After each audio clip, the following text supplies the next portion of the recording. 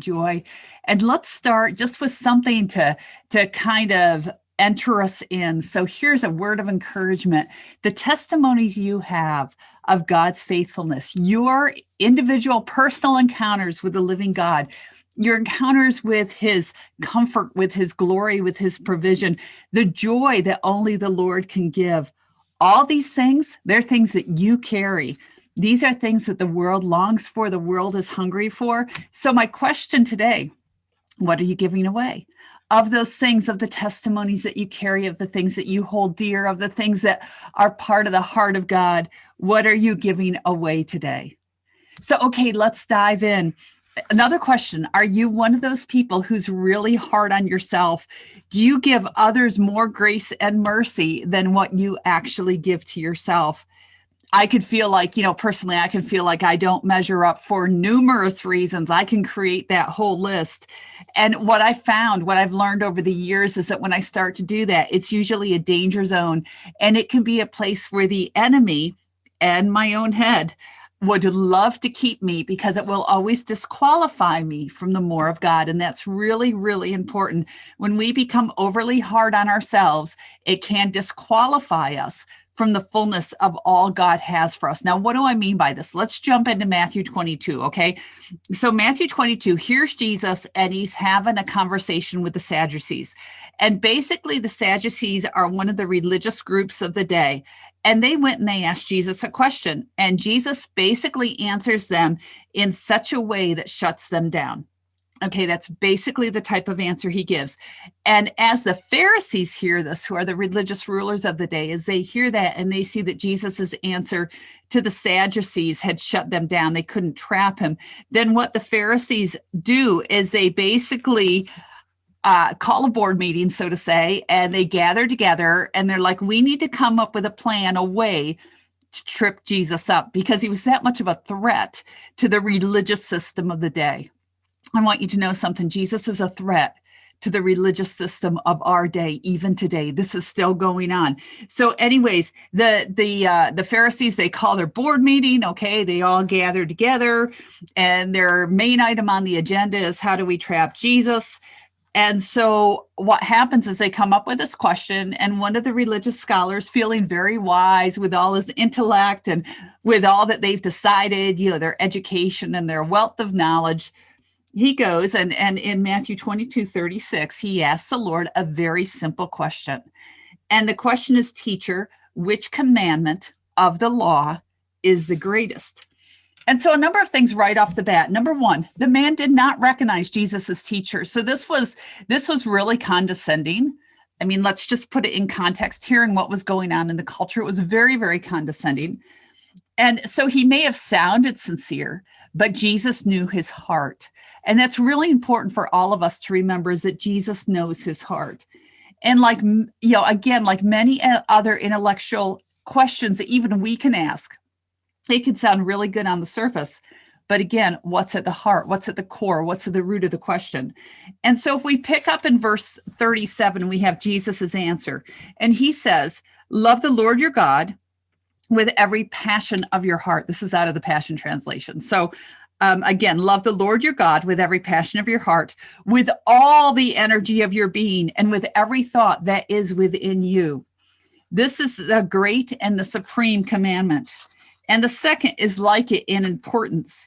You must love your friend in the same way that you love yourself. Contained within these commandments to love you, you will find the meaning of all the law and the prophets. You see, Jesus, with great simplicity and with great wisdom, he cut right through all that intellectualism. He cut through all their training. He cut through all their teachings. He cut through all the religious customs and all the nonsense.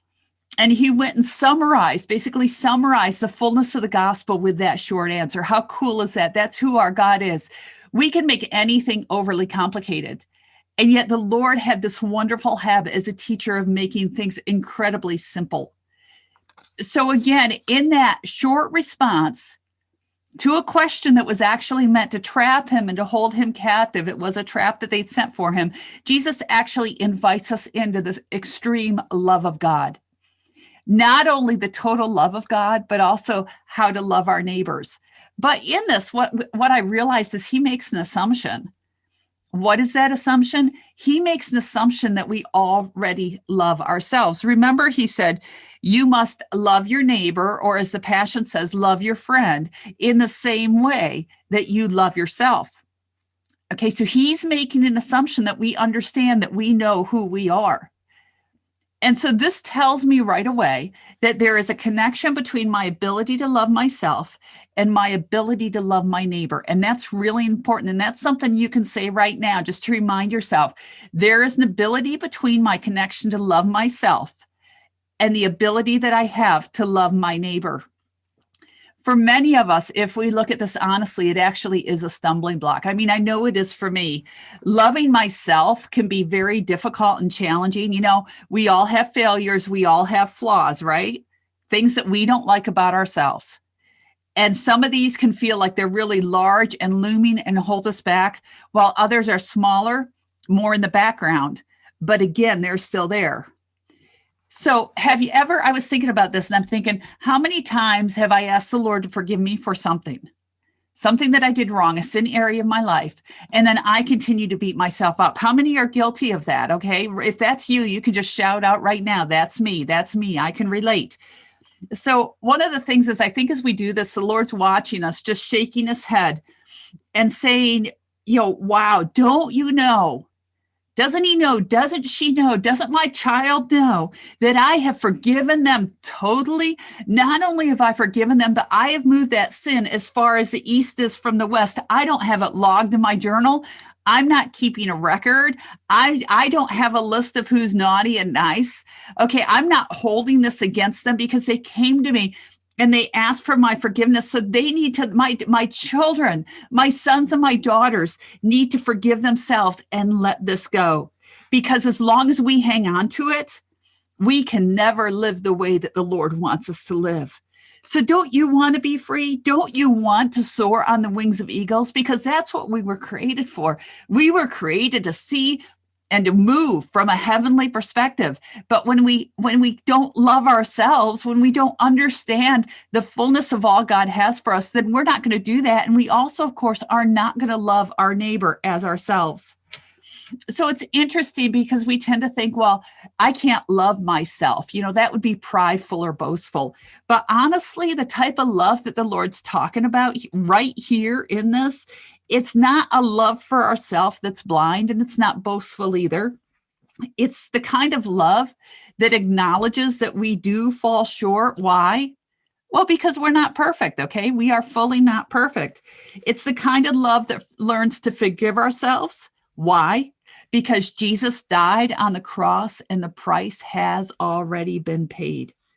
It's the kind of love that has this unique mix of humility and gratitude that allows us to receive the depth of the love of God, even when we don't understand it. How amazing is that?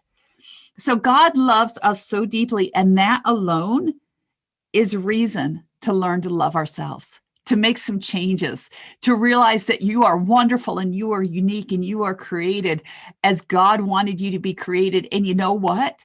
You are worth loving. You are worth loving. You can love yourself because you are worth it. So, those moments when we feel like, everyone else is more important than we are. Anyone relate? Feel like everyone else matters more. You're invisible, like you're not even seen. Or when you feel like your thoughts and your feelings are not valid, that nobody cares. Or those moments when we're trying to please everyone else just to get noticed, just to get accepted, just to be liked.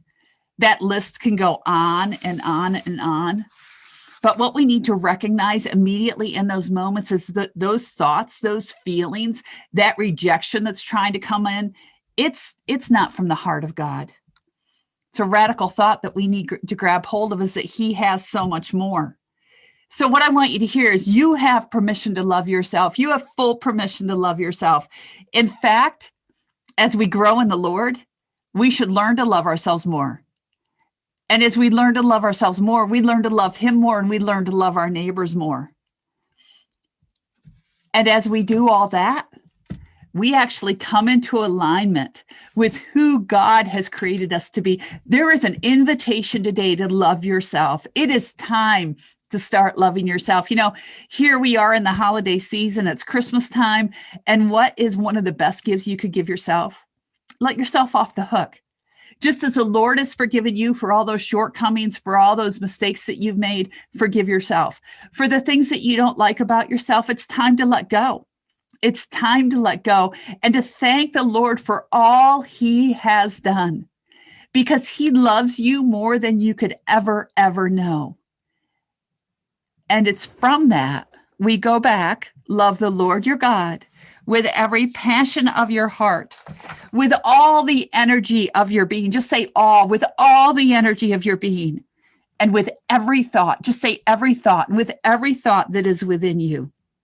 Again, this is the great and the supreme commandment. And the second is like it in importance. You must love your friend or your neighbor in the same way as you love yourself.